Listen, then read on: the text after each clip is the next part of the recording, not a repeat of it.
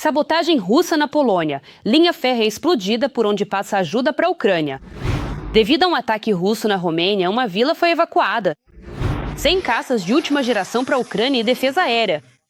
Zelensky e Macron assinaram um acordo histórico.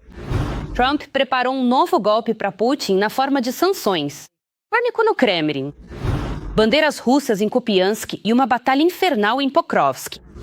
O míssil Flamengo, que é destinado pessoalmente a Putin, foi pintado de rosa. Um blackout de retaliação, toda Donetsk e parte do Donbás ocupado ficaram sem luz. Foi anunciada a data para a retomada das negociações de Istambul. A Ucrânia está atacando massivamente o complexo militar industrial do inimigo. Quais fábricas pararam para sempre? Tudo isso em apenas alguns segundos, mas agora mesmo deixe seu like neste vídeo.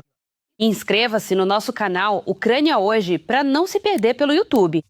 Então, vamos começar!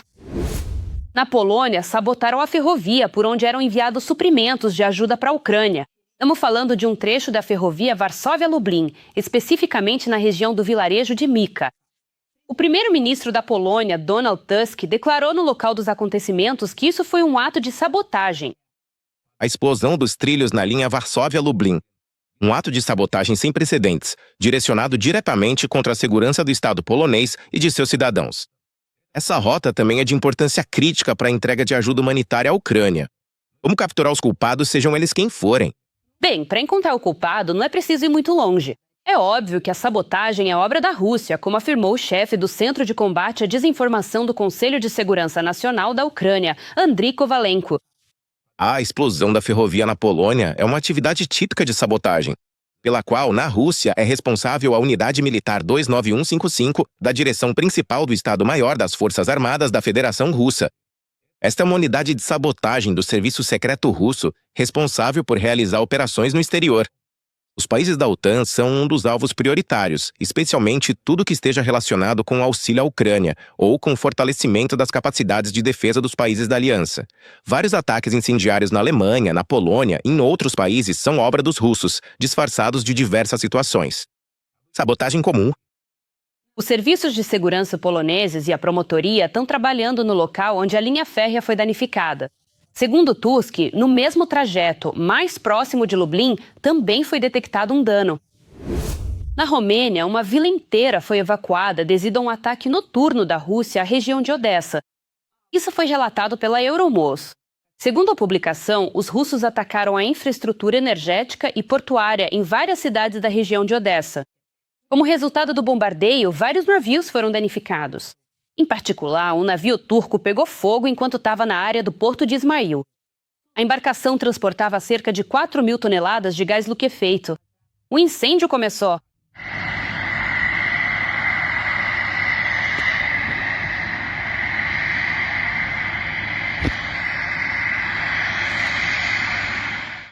Devido ao risco de explosão na vila rumena de Plaur, no condado de Túrcia, foi iniciada a evacuação dos moradores locais.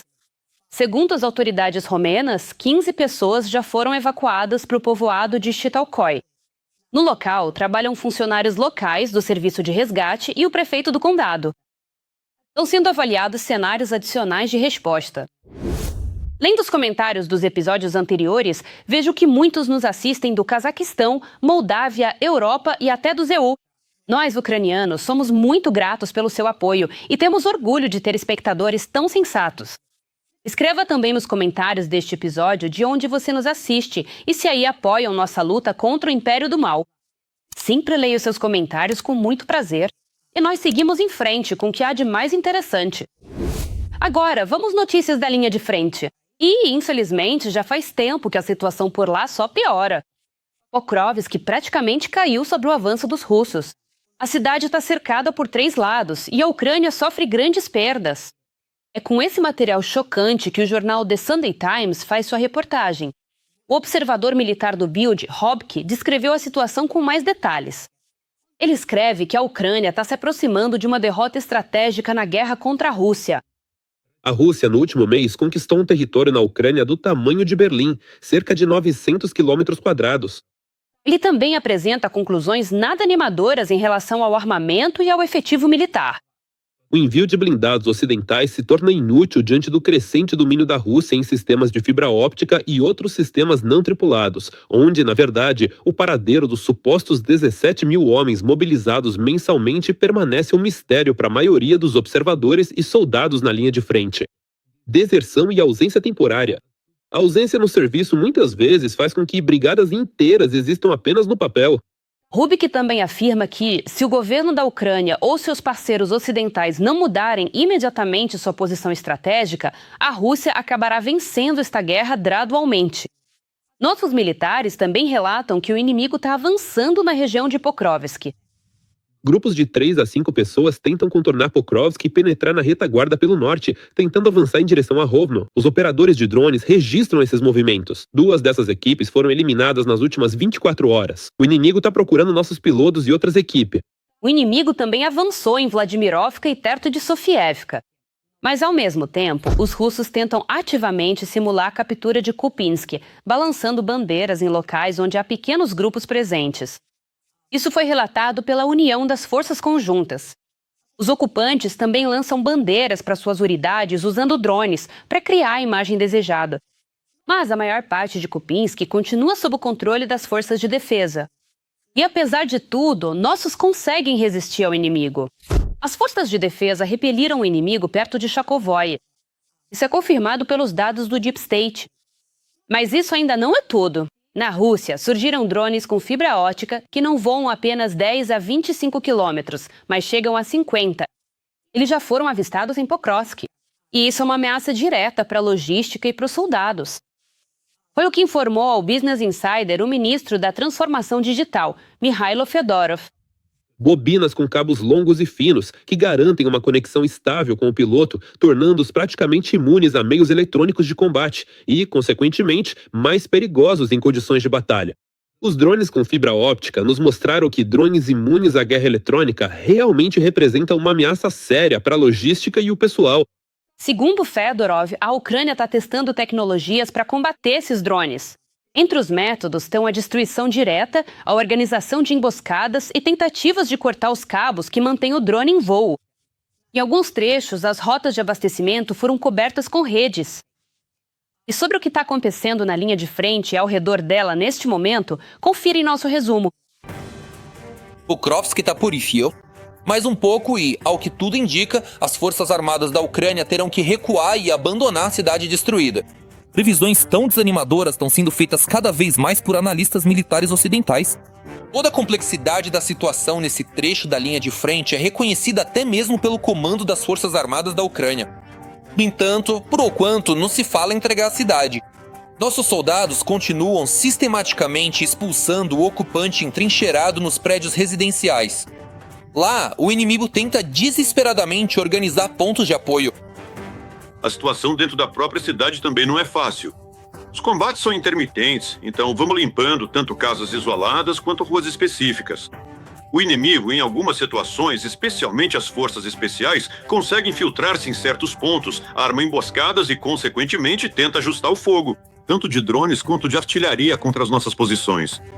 Mas agora já dominamos a tática do inimigo na cidade e por isso conseguimos localizar todos esses pontos. A luta dentro da cidade acontece por cada quarteirão, cada casa e até mesmo por entradas separadas dos prédios. Nenhum dos lados tem controle total sobre Pokrovsk. Mesmo assim, o exército russo não se importa com as perdas e tenta desesperadamente tomar a cidade ucraniana de assalto. Tentou entrar pelo norte várias vezes, nós reforçamos nossas posições lá, também houve ataques pelos flancos, tentou ativar vários pontos ao sul, tanto com grupos de sabotagem quanto até com movimentação de blindados. Realizamos operações antiterroristas contra os grupos e contra os veículos atacamos com armas de fogo. As perdas dos ocupantes perto de Pokrovsk são tão enormes que os contratados russos estão se recusando em massa a participar dos ataques locais e simplesmente fogem das posições. Os russos já não recolhem mais seus feridos e mortos das ruas, e suas equipes de evacuação estão sendo transferidas para funções de assalto. Essa situação não traz mais coragem para os ocupantes.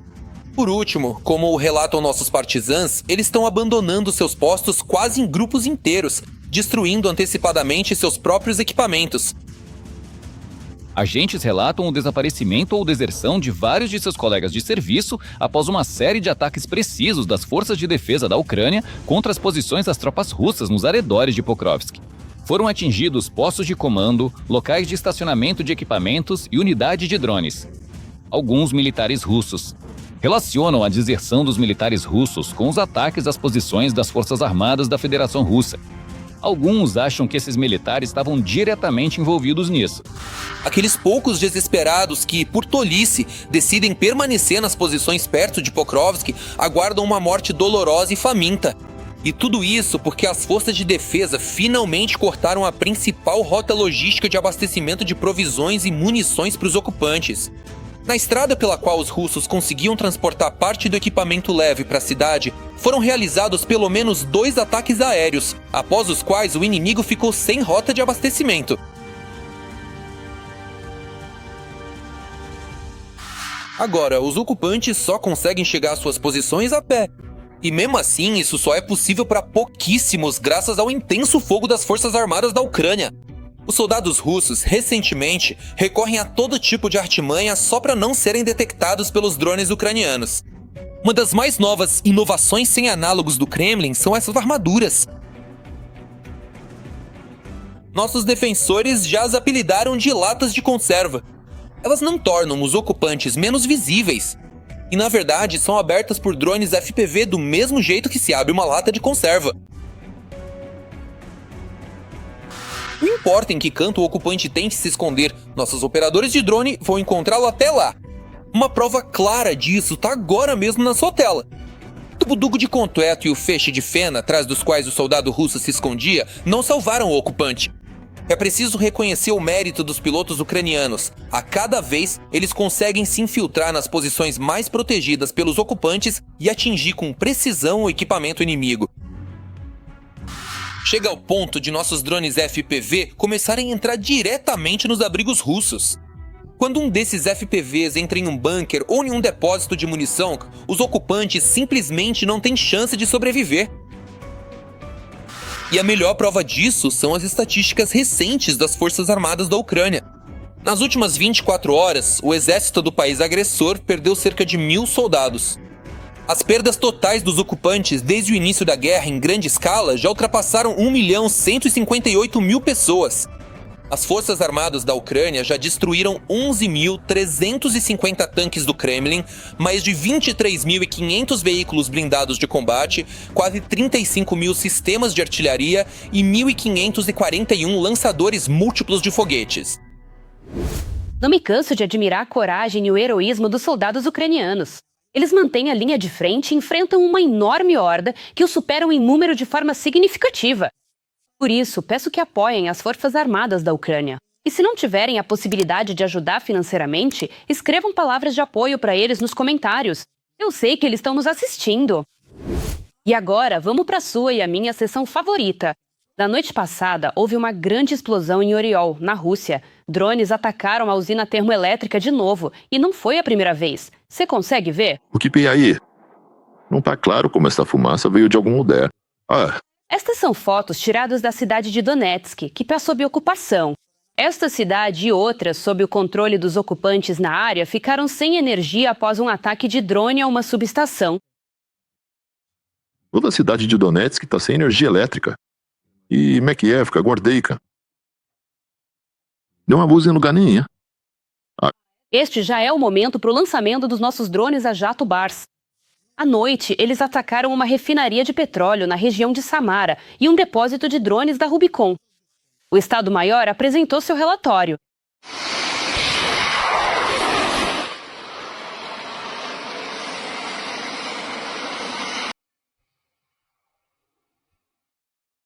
Bem, isso ainda não é tudo. Na região de Kursk, drones de qualidade incendiaram a fábrica Tsincon, que produz materiais de zinco e químicos para equipamentos militares dos ocupantes, munições e eletrônicos.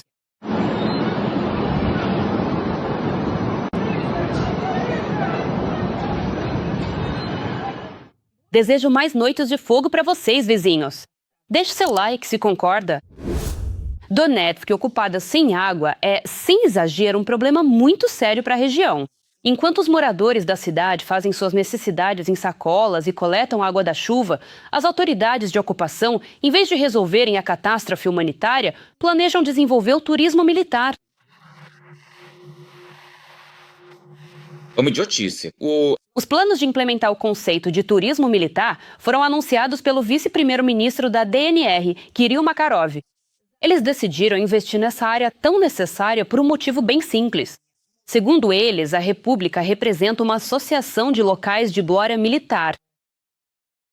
Atualmente, a República representa uma associação de locais de glória militar, ligados à Operação de Libertação de Donbass em 1943 e aos eventos da Guerra Civil de 2014, e à Operação Militar Especial, que começou em 2022.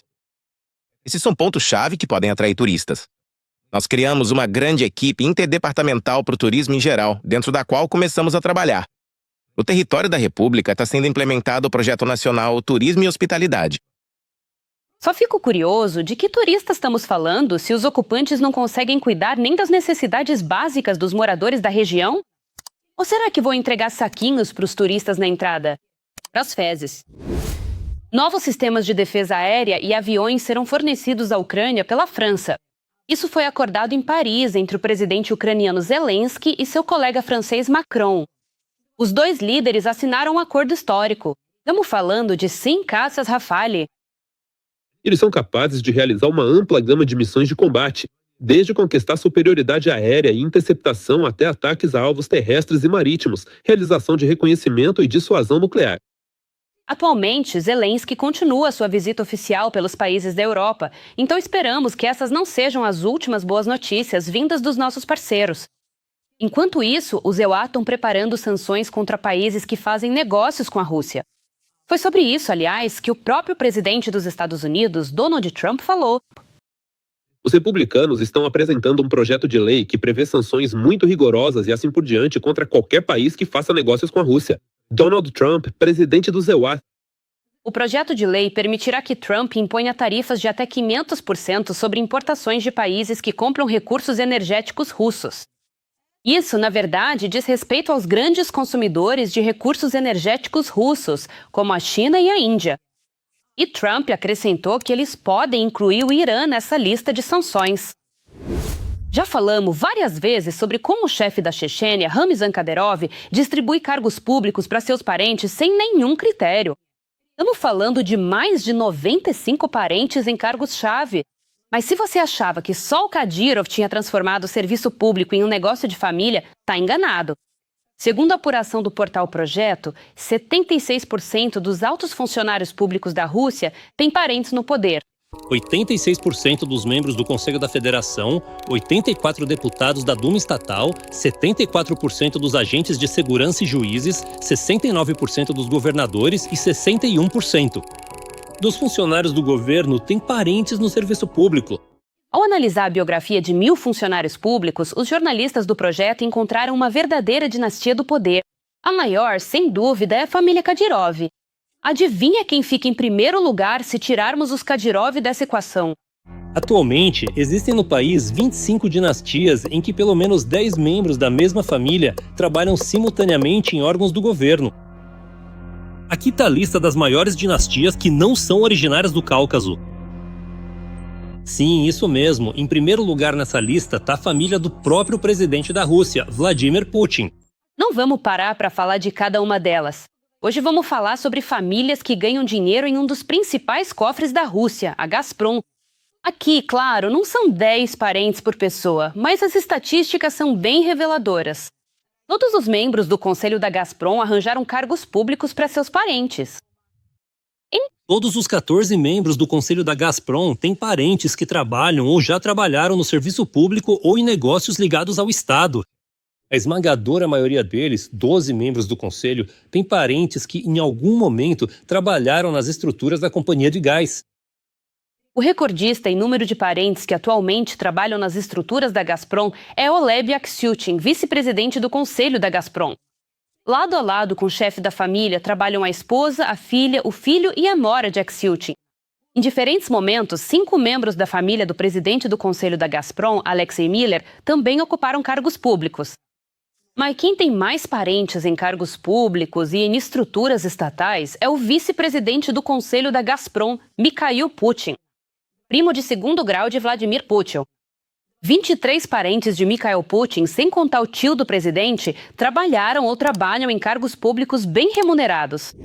As negociações de paz entre a Rússia e a Ucrânia voltaram à pauta internacional e às manchetes da mídia mundial.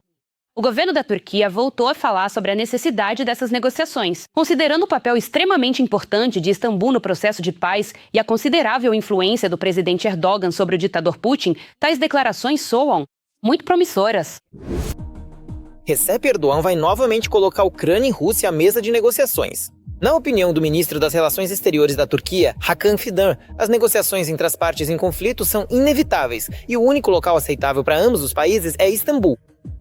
Acho que essa guerra está passando pelo seu pior momento agora, porque ambos os lados estão focados em destruir a infraestrutura de transporte e energia. Agora, isso se transformou em uma guerra de drones. Ninguém consegue se mover para lugar nenhum. Só avançam aqueles que não se importam com as perdas. Além disso, Vladimir Zelensky declarou em seu pronunciamento a intenção de retomar o processo de negociação com os russos. Estamos trabalhando para que haja um novo início das negociações, para que ainda haja uma perspectiva de acabar com esta guerra. E também contamos com a retomada das trocas de prisioneiros. Muitas reuniões, negociações, ligações.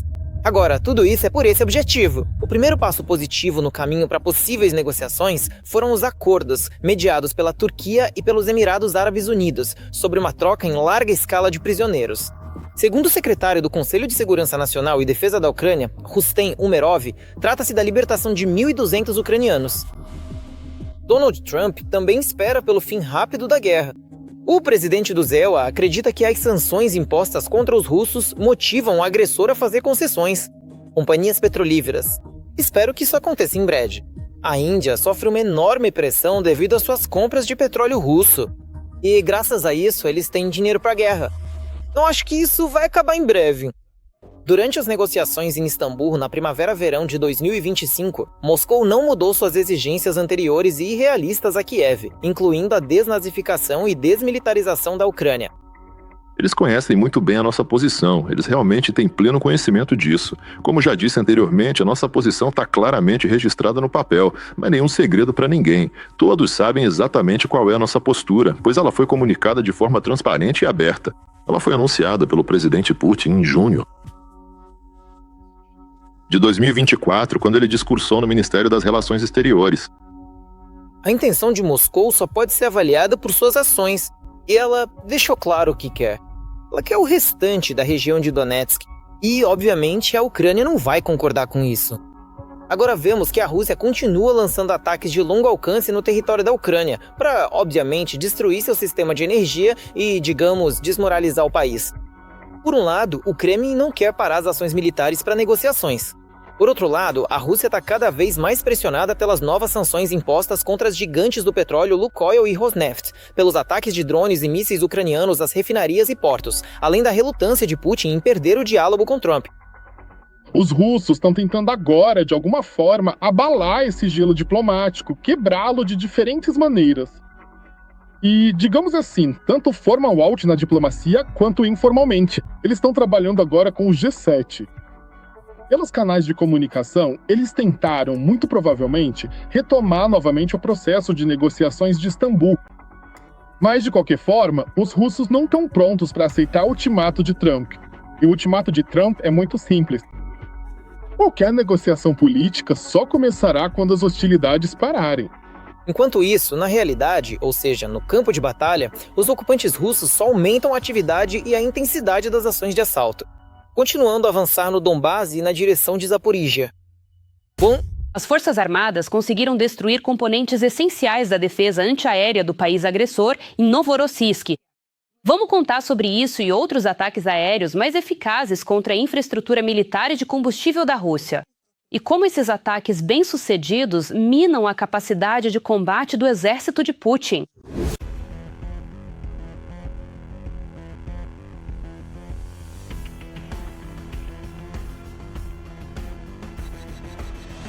Destruíram em primeiro lugar pelo menos 4 e em segundo ainda eliminaram 2 radares. E isso sem contar que uma dúzia dessas instalações pode ter sido danificada. Novos detalhes, novas conclusões.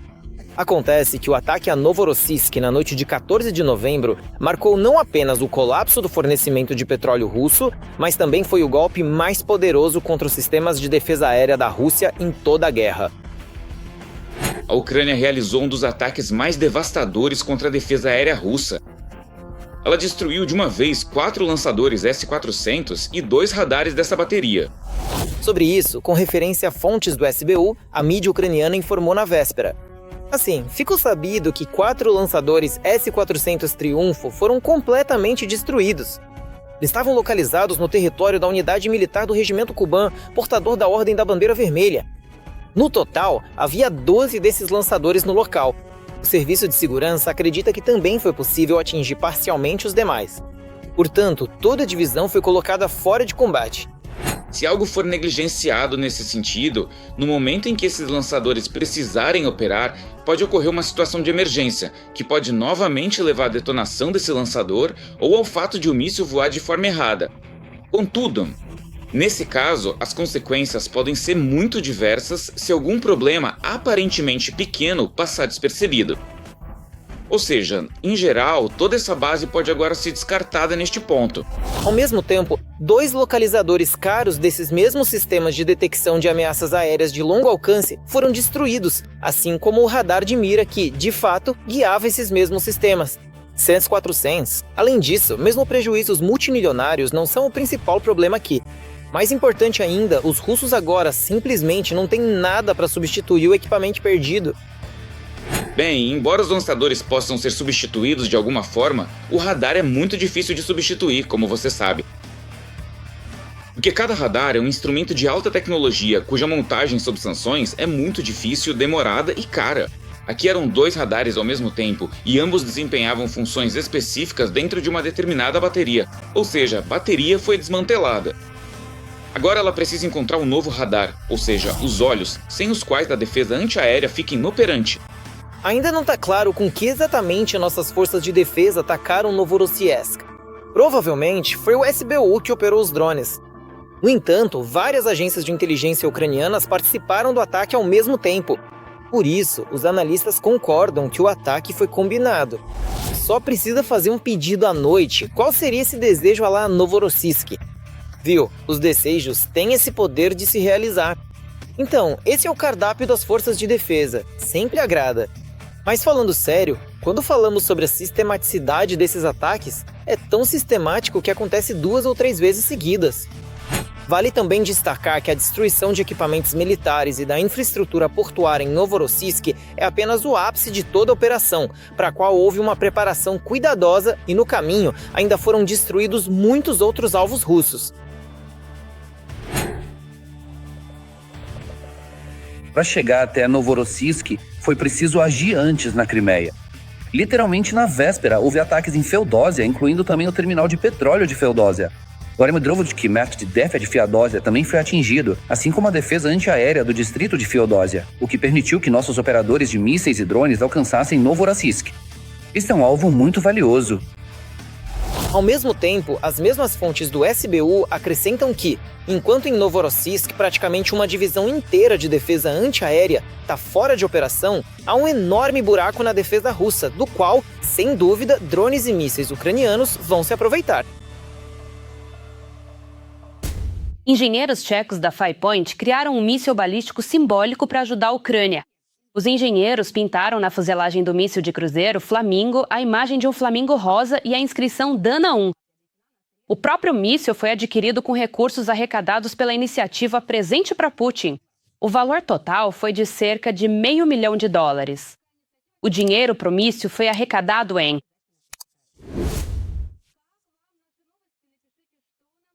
O termo 2 dias refere-se a um período de tempo que abrange 48 horas consecutivas. Por exemplo, se um evento começa em uma terça-feira às 9 horas da manhã, ele terminará na quinta-feira, também às 9 horas da manhã, completando assim 2 dias inteiros.